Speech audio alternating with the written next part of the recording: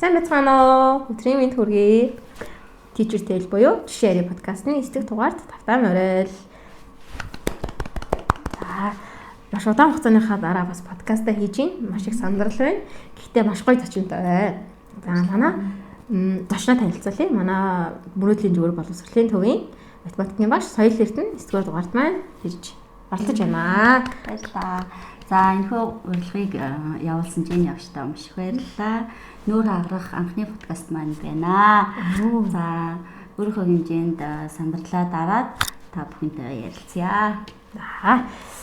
За юуны түрүүнд нэг юм хэлмээр байна л да. Манай одоо Teacher Tale буюу жишээ ярих подкастны маань одоо жишээнүүд маань хаанаас гардаг юм бэ? Ямар одоо хүмүүсийг урьж оролцуулдаг вэ? Яагаад урьж оролцуулдаг юм бэ гэдгээ ярихыг бас хүсэж байна л да. За манай боловсролын төвийн маань бүх ажилчид математик, англи хэл, ИК, багш гэлтгөө бүгдээрээ ингээд төлөвлөгдсөн юм воркшопууд хийдэг те. Тэр воркшопоор юу ярилцдаг вэ гэхээр багш олон өөрийнхөө хичээлд одоо яг хүүхдүүдтэй ажиллахад ямар ажил одоо хэрэгжүүлэхэд сайн байсан, ямар арга нь тэр хүүхдэд зогсон, ямар шин юм мэдэж авсан ингээд бүгдээрээ ингээд нэг нэгэндээ саналаа болцдог шүү дээ. Хамгийн сүүлийн воркшоп маань одоо хизээ болсон нэлээ. Манай хамгийн сүүлийн воркшоп чинь ерөнхий боловсролын сургууль амрах үеэр нэг амралтын 7 хоног дээр үтгэхэд ажлынхаа дараагийнхаа төлөвлөгөөг ярилцаад болж байгаа болохгүйгээ зөвлөдөө хоорондоо санал болцсон. Тийм за. Нэрээ тийм биш үү? За. Тэр воркшопын дээр ингээ надад хамгийн ой танд үлдсэн, хамгийн их юм бодогдуулсан одоо хэсэг юу байсан гэхээр таны презентацийн байсан байхгүй юу? Баярлалаа. Тэр презентацийн нэр маань юу байсан бэлээ? За, ахиц амжилтын үү? Тийм. Хүүхдүүдтэй гарч байгаа ахиц тэрийг амжилт те хүүхдүүдийг яаж урам зоригтой хичээл хийхдээ яаж ингэж хүүхдүүдийн акцийг үнэлдэг, хүүхдүүд яаж ахиц гардгийг гэдгийг та нэг тайлбарлсан те. Тэр ингээ бүр ингээ миний толгойноо зүрхсээ гараагүй. Тэгээд подкастт оруулах юмсан энэ гоё багшийнхаа энэ гоё туршлага, энэ гоё ажиллаж байгаа арга техникийг ингээ бусад багш нар маань ч гэсэн те эцэг эхчүүд маань ч гэсэн мэдэж яваасаа гэсэнгүүтнээс энэ подкастнда Соёл Эрдэнэ багшаа оруулж гарцаасан. За воркшопоор болохоор бидгээд сар болгоныхоо болж байгаа болохгүй байгаа нөгөө сурагчдаар гарсан ахиц амжилтуудаа ингээд хоорондоо саналцуулцдаг байгаа.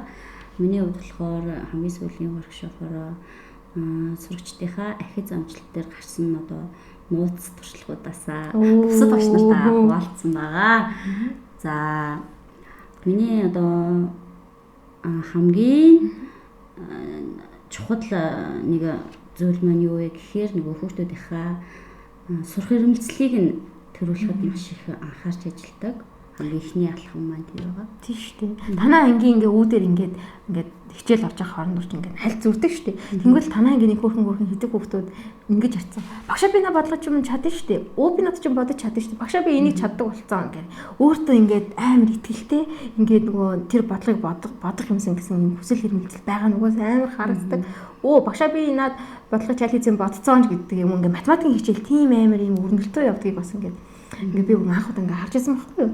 Яг ингээд математикийн хичээлхээр нэг айц хүчтэй хичээлгээд яагаад ч юм намайг одоо ингээ 10 жилээр турсах юм болоод хамгийн их айдаг багш ямар багш бол математикийн багш.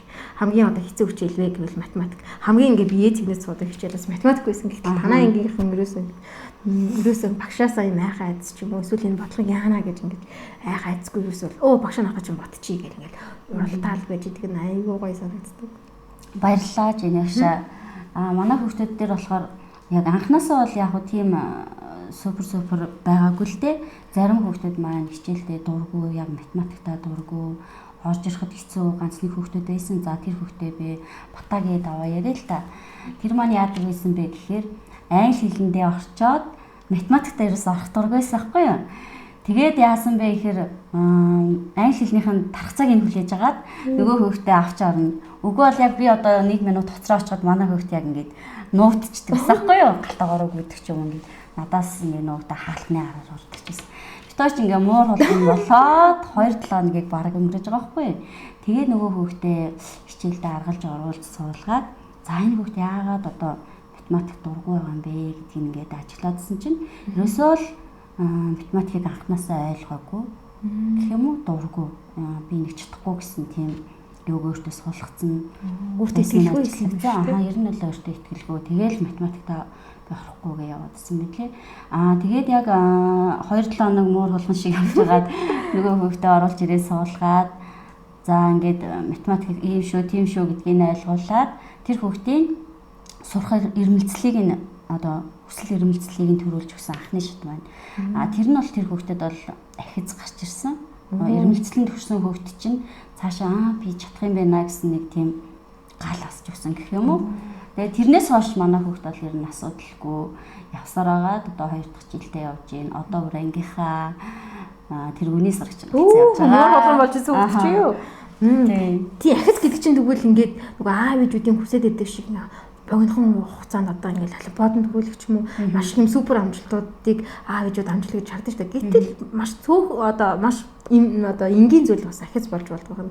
Тэр хүүхд хичээлдээ хамгийн эхлээд дуртай болгоо хэрэгэлтэй болгох чинь бас нэг ахиц амжилт юм байна гэдгийг нь бол ойлголоо. Одоо бүр ангийн шилдэг сурагч. Вау. Баташтай мундаг хүүхдээ шүү. За бас таны бас нэг гоё юм ангиж ингээ харж байхад ингээд бас нэг юм ажиглагддаг штэ. Ингээд та болохоор ингээд математикийн багш гэхээр ягаад ч юм ингээд би л жоохон айдаг үсэ. Ингээд та ингээд хүүхдүүдтэйгээ харьцаж байгаа байдал чинь ингээд яг ингээд хүүхчиг заа гээл ингээд дунд нь ороод ингээд яадаг үлээ тэгдэг үлээ гэл таны ийм эрэг байгаа байдал бас тэр хүүхдүүдээс сурах юмс төрүүлдэг байхаа гэж би бодлоо. Бас нэг зорилго маань юу гэхээр хүүхдүүд ангитаа орж ирэхдээ айдасгүйгээр орж ирэх. Айдасгүй орж ирэх. Хэрвээ айдастай орж ирэх юм бол тэр хүүхд чинь мэдээж юм сурахгүй шүү дээ. Айдасгүй тэр хүүхд орж ирч чадчихна гэдэг чинь тухайн хүүхдийн сурах ирмэлцлэн чөөрн бас өөртөө итгэл нь бий болдог байхгүй. Багштай би ингээ гоё харьцаж болох юм бэ. Би нэгээ алдсан ч гэсэн багш намайг одоо би ингэдэг байхгүй. Тухайн хүүхд одоо жишээ нь ингээд 5 тоо өглөө гэж утгаад тэрний одоо нэгийг л зөв хийгээд 4-ийг алдсан байж болно шүү дээ. Тэгвэл би тэр хүүхдийнхаа яг зөв хийсэн дээр нь магтдаг байхгүй юу? Чи яг энэ хэсгийг чи ингээд зөв хийж чадсан байна. Одоо чи энэ хэсгийг олж чадах юм байна гэдгийг тайлбарлах учраас нөгөө хүүхд нөгөө ингээд намайг багш загнахгүйгээр миний ингээд чаддаг юм дээр фокуслсан байна гэд баярлж байгаа нь ингээд цаанаас ингээд нүдэн тарагддаг байхгүй. Багшаа би нэг зөв хийчлээ штэ гэж хоёр дахь ингээд зөв хийгээд үргэлжлэдэг байхгүй. Тэгэхээр бас хүүхдийнхаа нөгөө яг чадж байгаа юм дээр нь урамшуулж өгөх нь бас нэг ахиц гарах амжилтын нууц юм уу? Таны нууц байгаа юм шүү дээ. Нэр одоо бидний одоо Word Word-ний подкастыг сонсох юм бол нэг юм айц гэдэг зүйлээс хүүхдийн тархинд кортизол дааврын ялгаад тий сурах юун сурах бүтээл багшийн хооронд ингээ блок үүсгэж гэж ярьж байсан. Тэгэхээр яг нөгөө хан руу бөмбөг шитгэр буцаад байдагтай адилхан тий. Тархин руу нь орч сууж өгөхгүй гэсэн үг. Урт хугацааных нь юм. За өөр таны бас ямар та бас өөр дахиад амжилт гаргадаг нууцаасаа дахиад нэгийг хуваалцаж. За тэгвэл манай хүүхдүүд маань би нөгөө хүүхдүүдэд тэгдэг байхгүй юу? Өөр хүүхдүүдтэй өрсөлдөх хэрэггүй. Зөвхөн өөрийнхөө өнөөдөртөө л өрсөлд. Өнөөдөр чи ямар амжилт гаргасан? Маргааш нь ч өчигдрийнхөө нөгөө гаргасан амжилтаагаа дахиад гаргасан байна уугүй юу гэдгээ өөр дээрээ дүнэлт хийгээд өөртөө өрсөлдөх тийм аргыг хэрэглэдэг. Нэр тийм шүү те. Тэг ингээ бодоод ирсэн чинь ангид ингээд за 30 хүүхэд байдаг те 30 хүүхэд байхад ингээд бусах хүүхдүүдийн нөгөө юуг анзаарахгүй. Зөвхөн чи өөрийнхөө л одоо өөрийнхөө залхуу завтаа ч юм уу те өөртөө л өрсөлдөн гэсэн. Чиний хамгийн том өрсөлдөгч чи талентаар чи өөрөө л гэсэн. Ямар гоё юу вэ? Тэгэхээр бас ингээд миний хувьд бас ингээд бодоход бас жоохон хэцүү юм л да. Ягаад тэгэхээр нэг юм одоо багш нарт өгдөг одоо ийм дарамтууд биш тий дарамт гэж ярих юм уу нэг ангийн 30 хүүхэд ингээ байхад 30-уулаа ингээд нэг 100% ингээ биелүүлэх хэрэгтэй гэх ингээ 100 юм шугам татчихдаг. Тэр нь ингээ хүрсэн хүүхэд нь сайн болдог, хүрээгүй хүүхэд нь муу болдог тий. Тэгэхээр инхээр 30 хүүхэд чинь 30-уулаа ингээ өөр төвшин байхгүй тий.